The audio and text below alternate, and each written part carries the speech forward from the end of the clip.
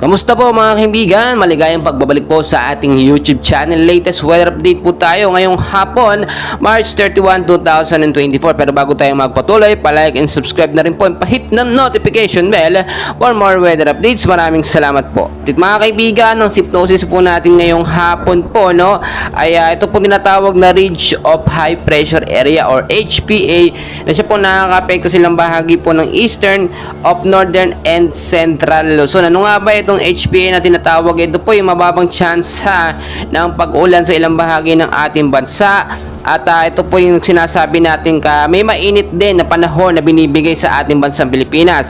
Pero it doesn't mean na malabo, hindi imposibleng umulan pagdating sa hapon. So narito po ang forecast weather condition natin, no? Apektado pa rin tayo ng mga tinatawag na localized thunderstorm. Sa area ng Metro Manila, kasama na pong ilang bahagi ng ating bansa, maulap po na panahon ng maranasan sa ilang bahagi po, no? At with isolated rain showers at thunderstorm, posible po yan pagdating sa gabi.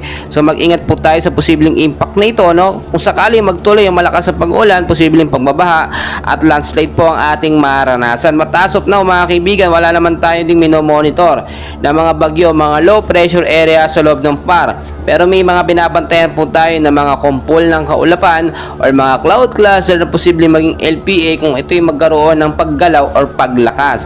Matasop na mga kaibigan, no? Maging handa pa rin tayo dahil kahit nga po mainit ang panahon na ating nararanasan, madalas siya tuwing umaga hanggang sa tanghali, sa bandang hapon nagiging maalinsangan, no?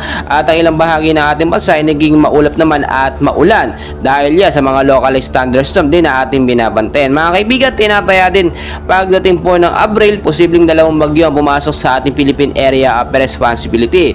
So dyan lamang po kayo, patuloy ko kayong i-update, and please huwag kakalimutan mag-like and subscribe for more weather updates. Maraming salamat.